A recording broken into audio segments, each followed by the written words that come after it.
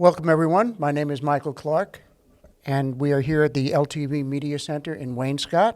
It's March the 18th.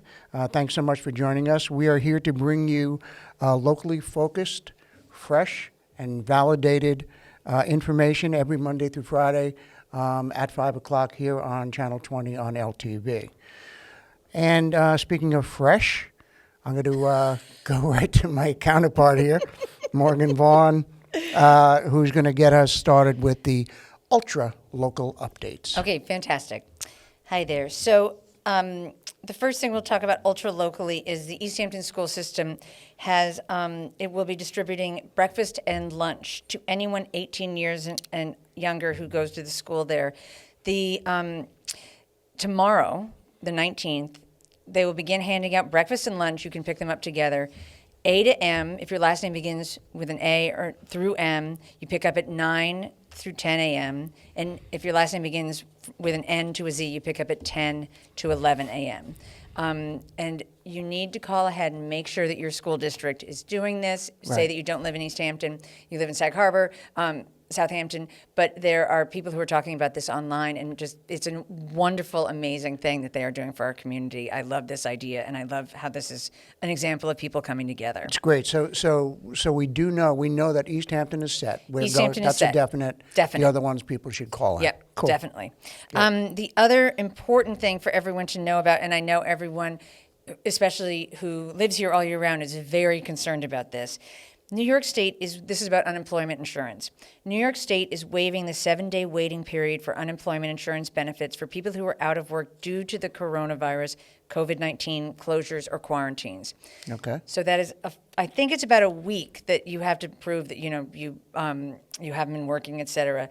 So if you go, and at the end on the slate there will be how you get to it, but look up New York State Department of Labor. Okay. And you should be able to find that right away. But they are waiving that so you can get a little help right now. And this makes sense because I was just reading this morning that shutdowns in the retail and hospitality businesses, which obviously impacts us out here on the East End, it's going to be big. And Marriott International, for example, the hotel operator, said it would furlough tens of thousands of employees worldwide, and obviously small businesses are already starting to lay off people. So the unemployment thing is going to be a big issue. We'll keep you up to date on that. And for sure. The economic stimulus packages that the Congress is going through and the Senate are going through, we're hoping, and Bridget Fleming spoke to this, that that they will include not-for-profits and small businesses in this, because we really, out here, that's what we have. Right, absolutely. We hardly have any chains really in town. Now we have more, but everybody pretty much works for a small company, so it's really important for us. Absolutely. So how about, can you talk a little bit about the coronavirus hotline? Oh, well, I've called the coronavirus hotline, but I called several days ago. It actually wasn't as painful as I thought it was. There were 3 options. The first one was if you were afraid that you had been infected. Okay. So I guess you press 1. I didn't do it because I didn't want to, jam up the Didn't want to touch the phone. I didn't want to, take up time that was for somebody else who's really sick. And the second one was if you live in New Rochelle. But so I guess you get fast-tracked. They must feel terrible, right? And then the third one was just for information. Okay. But it could be useful, and we will have the number at the end again, and it is, it might be really helpful for people. I think so. Yeah, that's it's great that they have it, and the website for that. There's also a website for that's great for that type of information, www.health.newyork.gov. Do we still have to say www? I think everybody kind of knows that. I don't even do the www anymore, but we all know. No wwws, moving forward. Moving forward. Okay. So ever evolving. Right. So I'd like to move on to coping with Corona. All right. Okay, kind of a segment we're going to do each day. And I think one of the big things that's out there right now has to do with food supply. Yes. Right? What can we get at the stores, and with a lack of product? Is it the fact that people aren't there to stock the shelves? What is it? So our feet on the street, our person in the field, Angela LaGreca, did a lot of work on this today, and we thank you, Angela. And so she spoke with some of the local managers and officials at local stores. So let me give you a little update on that. So, in speaking over at Stop and Shop in East Hampton, speaking with Terry Candela over there, these are the facts that Angela was able to come up with. The issue with food supply is that it isn't really being delivered on a constant basis. The quote was, "We assume it is a warehouse issue. There's not enough product to meet the demand." On a typical delivery week, Stop and Shop gets product 5 days a week, and perishables like meat, dairy, and produce 6 days a week. Now, in quotes, we don't know when or at what time we are getting delivery. So that's kind of where they're at. They also said at one point, with all the additional deliveries, I guess when everybody came out here en masse, all the products that they requested in the system nearly crashed the system. So that's coming from Stop and Shop in East Hampton. And surprise, what do you think is the most requested item? The ever needed toilet paper. The ever needed toilet paper. Okay, right. That's correct. And after that, it's Clorox wipes, right. And then milk and meat and produce. And this person did say that they're fine with the milk and meat and produce, they are doing some limits on certain products, 1 to 2 things per person, which is, I think, a great thing. So how do they protect their workers? They sanitizers, gloves. They say that their cleaners routinely clean everything, and that the obvious problem really is the cash exchange, right? No matter what. I'm not sure how you get away with that.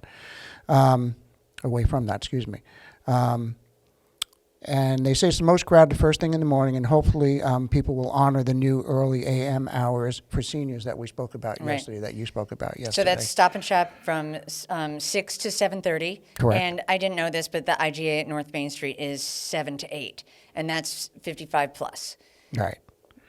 They said they won't be checking IDs, but her quote was, "We're not stupid, and we won't let in people who are 20." Right. So, be respectful, yes. et cetera. Yeah. But we're keeping the sense of humor up there a little I bit was too, there which is a this good morning thing. Go ahead. at Stop and Shop Yep. at 7:30. And the line, it opened at 7:30 today. Tomorrow they're opening at 6 for the seniors. But there was a line outside the door, all like probably 100 to 150 people. I've since learned that that's apparently the most busy time of day. But when I was in there, and I didn't prepare to have food for weeks, I don't know. We don't live that way. It's only Right. me and my husband. We don't live that way. So, but I was there, and there's no meat, there's no bread, there's no toilet paper, etc. It's really kind of crazy. It's sort of, it made me nervous to be in there. And I think that that's the anxiety a lot of us are feeling, is that why is this even happening? The people who were in there were by and large very respectful. The stalkers, though, are trying to put stuff out, and they're being constantly interrupted by people who want to know where things are, Right. which I get. But everybody's trying to do a lot of work in a small space. So it was a little bit frightening. I do hope, and I think that this will abate as people calm down and stop, Yeah, I think getting it will so level much off stuff. at some point. I spoke to somebody who said he was talking to his friend or his boyfriend or something, and he was like, I got some chicken. And I said, well, thank you for only taking one. Yeah, right. Exactly. I mean, there's frozen turkeys. Sure. I'm not going to cook a turkey right now, but Right. maybe I should. I don't know. Yeah, right. Cook it and freeze it. But I mean, you got to give a nice hand to the people that are working in that. I mean, Oh, my they're gosh. talking about face to face, right? I mean, there's no 6 feet in those places. Well, The social. the you know, social the distancing, and it's I not- wrote about that this morning too, because it's like the social statuses have had a little switcheroo, and you have like the people who have tons of money begging the lowly shop worker for something. It's really interesting because the people who are working the grocery stores are on the front lines, man. Yeah. They are there, and thank God they're there, because Yep. that's how our system works. Sure, absolutely. And then moving on to the IGA. As soon as I can find that. There we go. And it's very much the same story. Deliveries are very random. They get their deliveries 3 days a week there that comes from Connecticut, and now they just don't know. They simply don't know when the deliveries are coming. They once again said the same thing. It's an issue of supply and demand. Right. They're just running out of stuff. And the store is very crowded. Demand is high for cleaning products and toilet paper and meat and produce. And they said that they typically will order about 2,000 products, and they're maybe getting 400. Right. So that's a huge. But I think eventually, and not to scare people or anything, I think eventually that's going to catch up. Right. Right. Those type of things are going to happen. So. Yeah, onward we move, right? Yeah. I mean, what else can we What do? can we do? Yeah.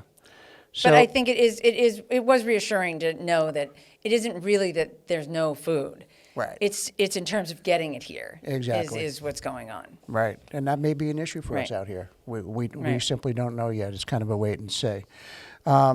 So something else we wanted to talk about is some local interest type of things, and we've already been starting to receive and pictures and videos and things. We asked just yesterday, and you asked on Facebook today about sending us what you're doing. Tell us about what it is that you're doing. How are you coping? And I think you need an assignment.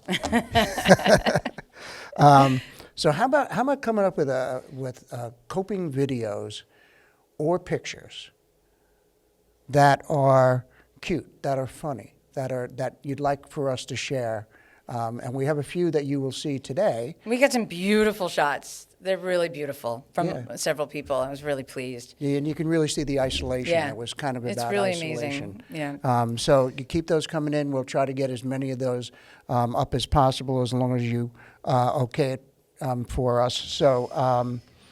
One thing I wanted to talk about, and I Good. wanted to make sure that we had people understand, is what we're doing here at LTV. So Okay. Well, can you yeah, address that? I can talk to that. Sure.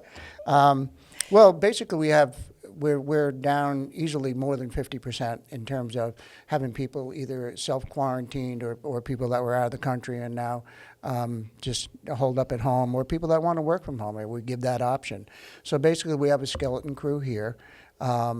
And keeping our distance and doing all the right things. We've doubled the amount that our cleaning services are coming in. And but yet our people are working from home. We're getting Yeah. a lot of great editing done and things that people do. And we will continue to film the meetings, the town, whatever the village and town need Right. from us in terms of that. Right, and Yeah. we're working on different tools to make that happen. Jason Nauer, who's one of the abandoned few here, Right. that is really working hard on putting that together so that if by any chance that everyone had to be quarantined, we could still We would still be go able to do it. live Yeah. with town meetings to make sure that's happening. So stay tuned with us for that. But we also wanted people to know we're not flouting the rules by being here. We're isolating. I mean, I basically go from home to here with a stop at Stop and Shop. I have to admit. No, you're absolutely right. And And then, that- but I'm not, other than that. There was also, I've been reading a lot of my friends and people who were very concerned about, and people are going to start looking into this, about the influx of people that we've had. Okay. Which, this is America. You have your second home. You're allowed to come to it. Right. What I am concerned about, and maybe other people are as well, is that we don't have the resources. We're not right now set up for the resources that we are in July and August. We don't have the people in the restaurants. We don't have We don't the have food. restaurants. We don't have the restaurants open. I mean, it's a whole different world. And to add to that, we have a hospital, which is a fantastic hospital, and we're all grateful for Stony Brook, Southampton. But it's a small hospital. For How the many amount. beds are in that? There's 125 to 150 beds, Wow. which is not very much No. if everybody gets sick all at once. Thus the having to. That's the flattening the curve thing. Okay. And that's what this is all about. That's what the isolation is all about. But everybody, I think, who lives out here year-round is feeling the pinch of all of a sudden people, our friends and neighbors from wherever who have houses out here coming out. And it's just something to be aware of, and I know that our town supervisors, et cetera, are looking into it, and maybe even the county. But we just want everyone to be aware and to be safe. I don't know if people who necessarily live elsewhere realize how small and isolated this is in the winter. They do now. Maybe. They do now, and that's good. I mean, it's great. You're renewing relationship. Like I had a great opportunity to have a great conversation with my wife last night, and she's really nice. It's amazing. I found Come out- on. You're just going to make her watch this. So she Right, exactly. But just once again, folks, your homework assignment: get us some video. Tell us once again what it is that you would like to see. Keep tuning in here. We'll be here every Monday through Friday, 5:00, and try to bring you whatever is hot, whatever issue is really on the forefront. And please don't be put off by the fact that we're trying to keep happy faces and keep it a little bit positive. We really don't have a choice with that, right now. Right, of course, So, it's what we can do, right? yeah, so we're not making. I think we're all concerned. Yeah, we're not making light of the situation. We're just trying to make it a little bit better. So Right. once again, thank you so much for tuning in, and we will see you soon.